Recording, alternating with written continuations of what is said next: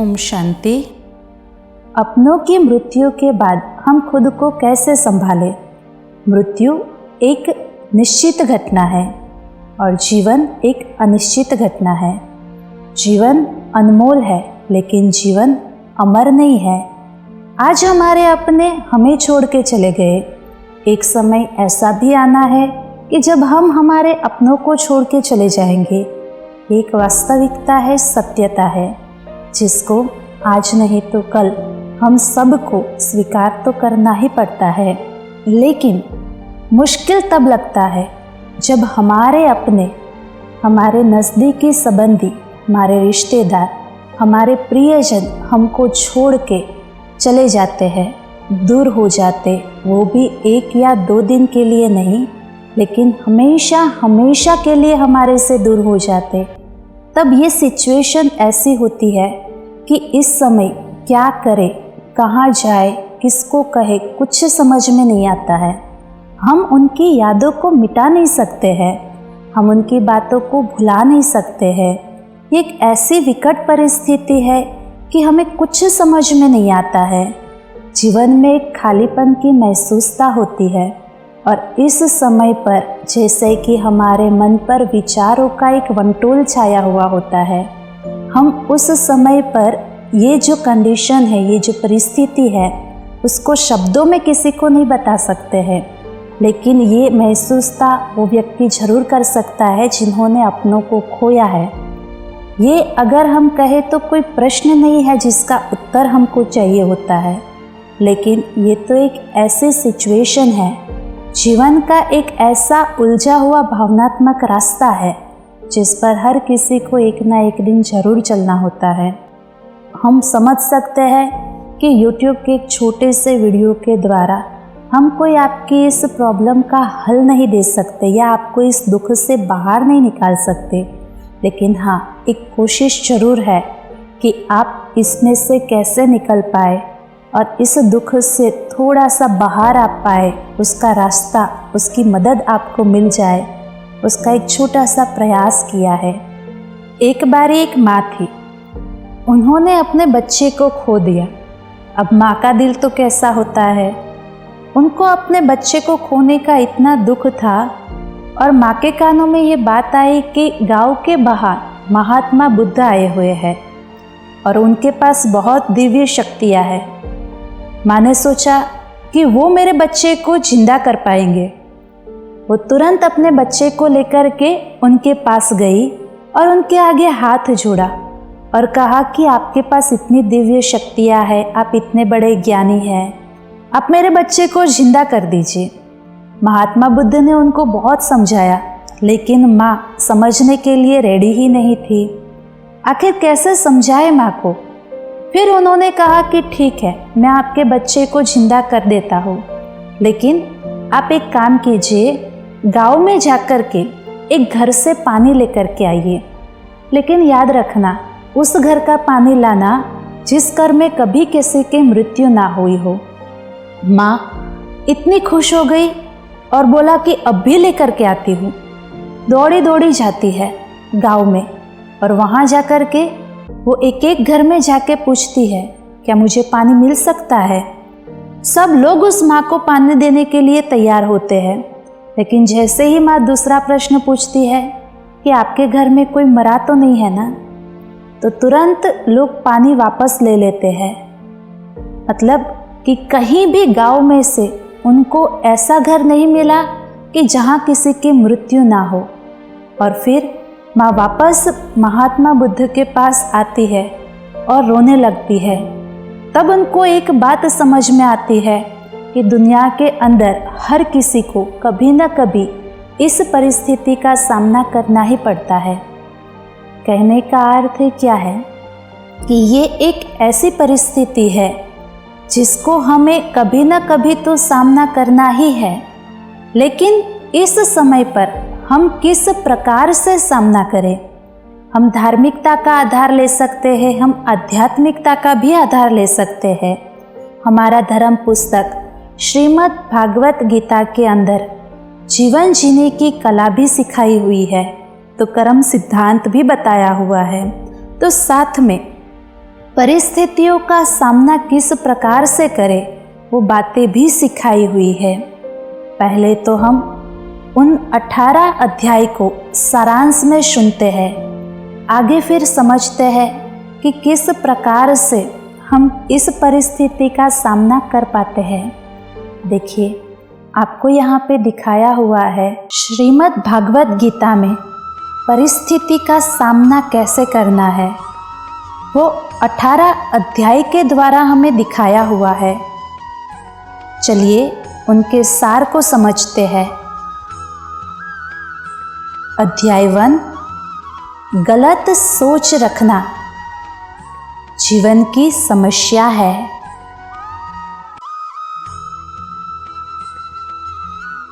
अध्याय 2, सही जानकारी सभी समस्याओं का हल है। अध्याय 3, स्वार्थ त्यागने से सफलता और संपन्नता मिलती है।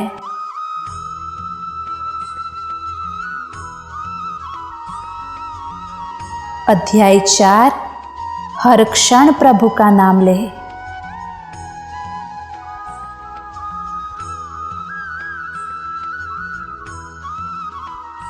अध्याय 5,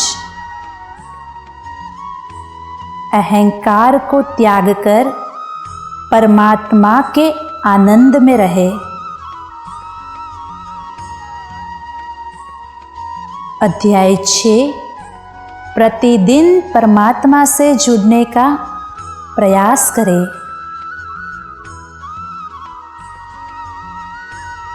अध्याय 7, सदा सीखने का प्रयास करें।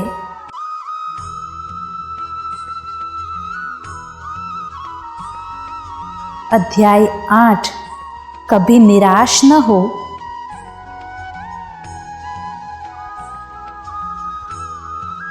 अध्याय 9, ईश्वर कृपा का मूल्य समझे।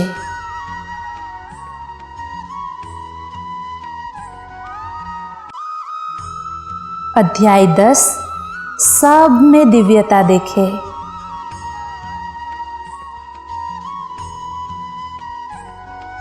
अध्याय 11, सत्य को हमेशा स्वीकार करें। अध्याय 12, अपने दिल और दिमाग को परमात्मा में लगाए। अध्याय 13, माया से नहीं मायापति से संबंध जोड़ो। अध्याय 14, जीवन में लक्ष्य अवश्य बनाए। अध्याय 15, भगवान के नाम को प्राथमिकता दे। अध्याय 16, अच्छा होना अपने आप में एक पुरस्कार है। अध्याय 17, सुखद के बजाय सही को चुने। और अध्याय 18, उठो और परमात्मा से जुड़ो। तो जैसे कि हमने सार को समझा, इसमें हमने सामना करने की बहुत सारी बातें बताई हुई है। सबसे पहले तो अध्याय 11 में दिखाया हुआ है कि सच का स्वीकार करें। कई बार ऐसा होता है कि जब हमारे नियतम प्रियजन व्यक्ति हमारे से दूर हो जाते हैं तो हम इस बात को स्वीकार ही नहीं कर पाते हैं। बहुत सारी उलझने, बहुत सारी बातें हमारे मन में रहती है। 6 महीना, 8 महीना, साल भर तक हम इसको स्वीकार नहीं सकते हैं कि वो हमारे बीच से चले गए हैं। मन जैसे कि सुन्न सा हो जाता है। और जब कोई घर में से जिम्मेवार व्यक्ति चला जाता है तो हमें कुछ भी समझ में नहीं आता है। एक तरफ तो व्यक्ति के जाने का दुख होता है, दूसरी तरफ आगे जीवन कैसे चलेगा वो चिंता भी रहती है। उस समय पर हमें क्या करना है कुछ भी नहीं समझ में आता और हम अपने आप को अकेला अनुभव करने लगते हैं। हमें ऐसा लगता है कि बस जीवन अभी ख़त्म ही हो गया है। और कई बार हमें ये संकल्प आते हैं कि इनके साथ हम भी चले जाएं। लेकिन क्या ये सही है? क्या सोचते हो? जीवन खत्म हो गया है, सच हमेशा कड़वा होता है, लेकिन सच सच होता है। इस सच को हमें स्वीकारना ही पड़ेगा कि आज वो हमारे बीच नहीं है।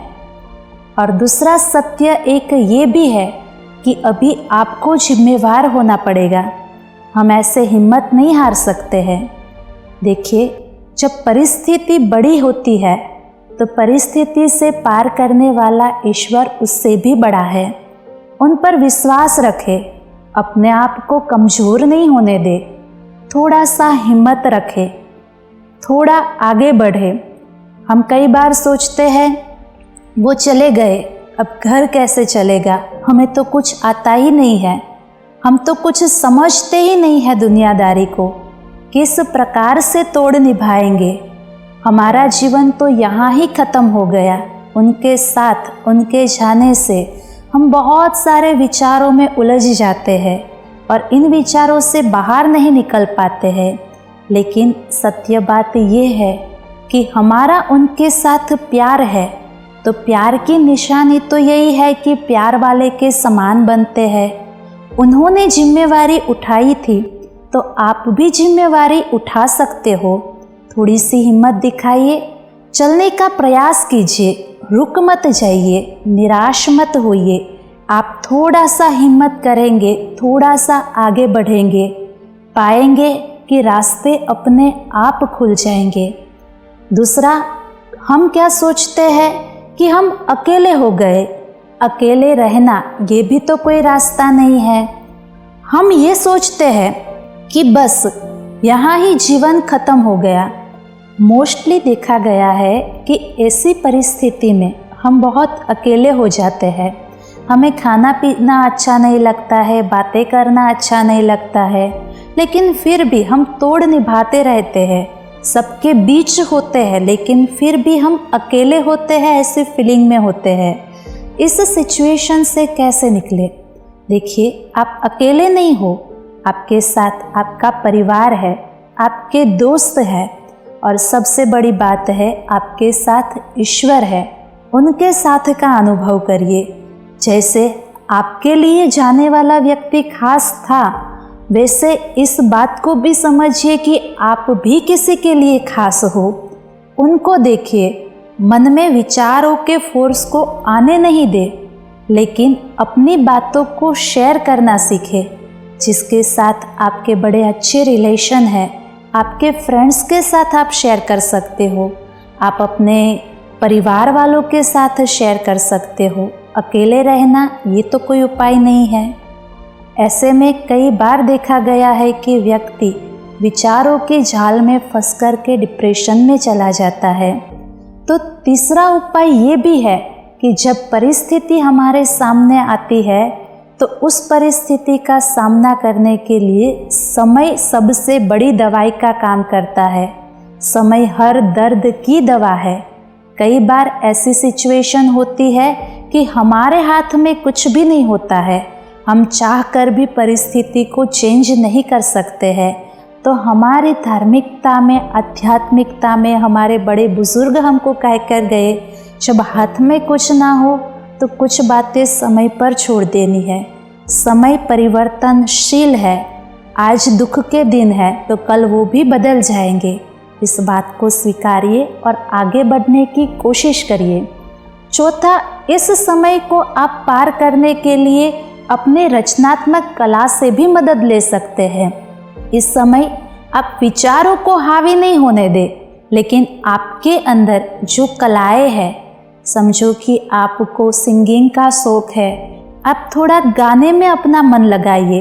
अगर आपको गीत सुनना अच्छा लगता है तो उस टाइम पर आप अच्छे अच्छे हिम्मत देने वाले गीत सुनना पसंद करो।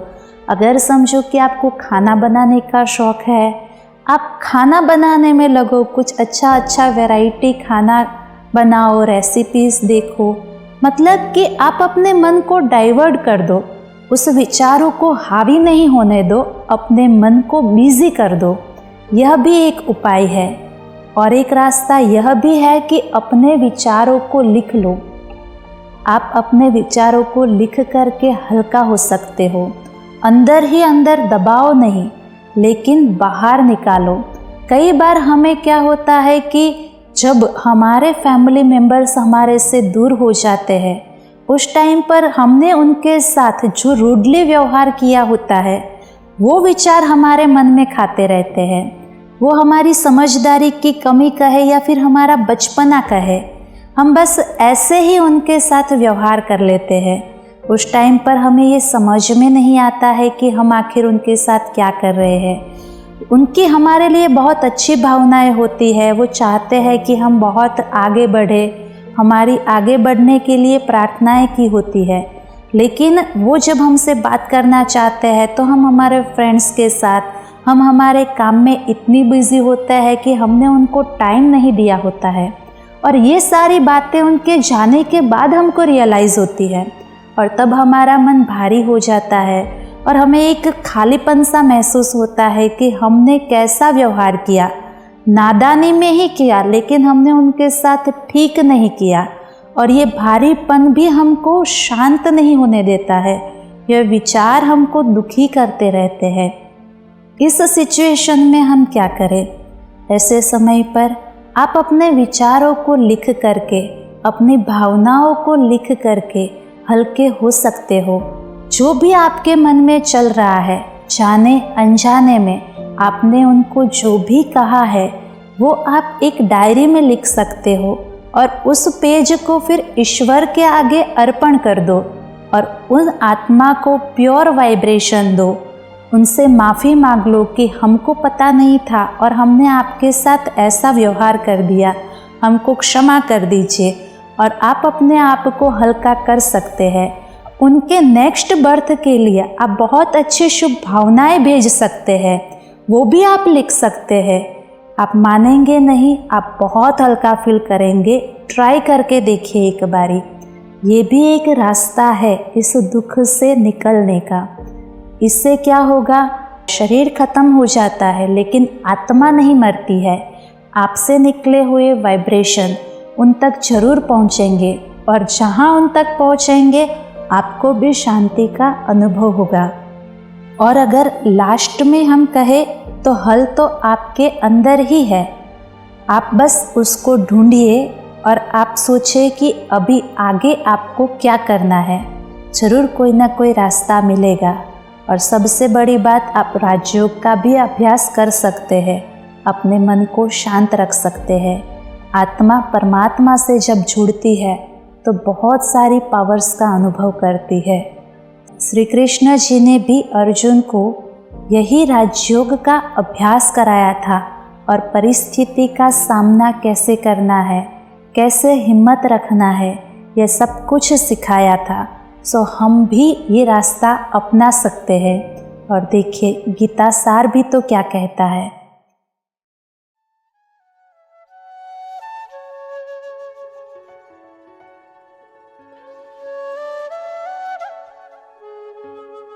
चलिए समझते हैं।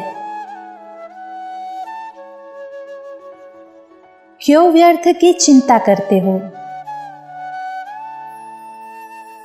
किससे व्यर्थ डरते हो? कौन तुम्हें मार सकता है?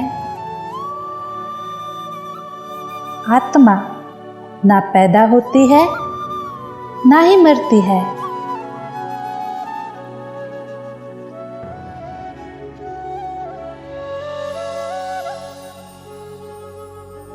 जो हुआ वह अच्छा हुआ, जो हो रहा है वह भी अच्छा हो रहा है, जो होगा वह भी अच्छा ही होगा। तुम भूत का पश्चाताप न करो, भविष्य की चिंता न करो। वर्तमान चल रहा है।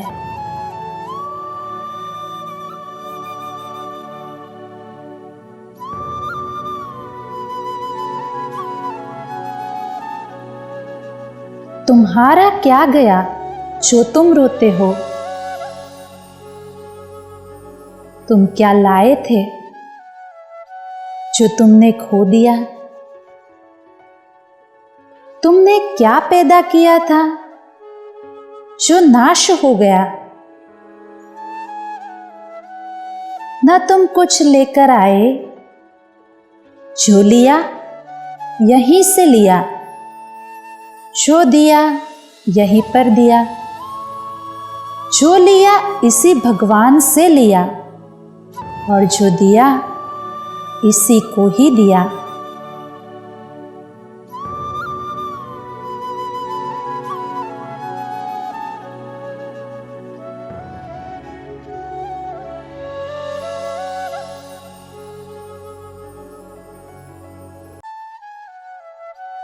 खाली हाथ आए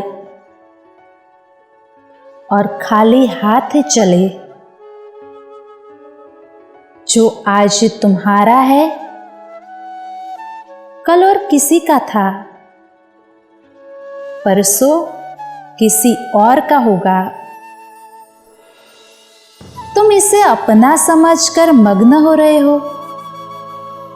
बस यही प्रसन्नता तुम्हारे दुखों का कारण है।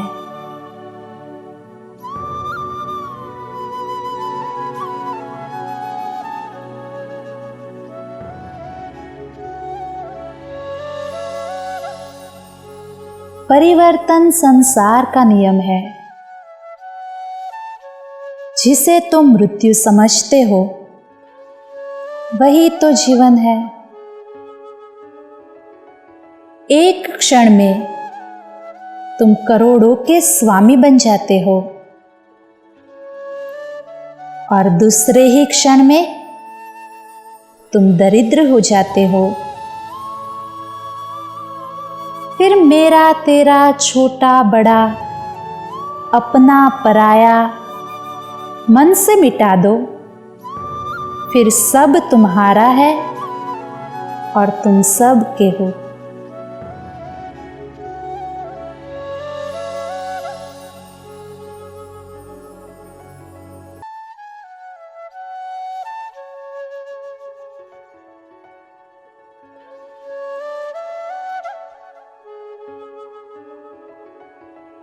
न यह शरीर तुम्हारा है न तुम शरीर के हो। यह तो अग्नि, जल, वायु, पृथ्वी और आकाश से बना है और इसी में ही मिल जाएगा। परंतु आत्मा स्थिर है। सोचो, फिर तुम क्या हो?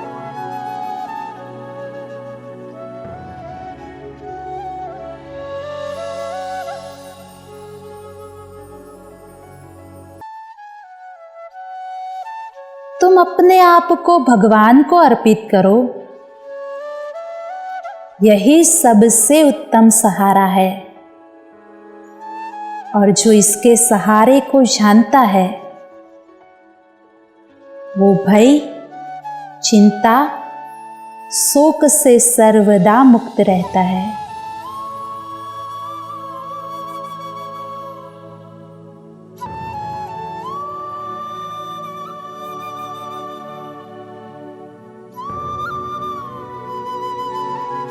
जो कुछ भी तू करता है उसे भगवान को अर्पण करता चल। ऐसा करने से सदा जीवन मुक्त का आनंद अनुभव करेगा। अभी हम इसी कोशिश में रहेंगे। गीता सार को जीवन में लाने की कोशिश करेंगे। ओम शांति।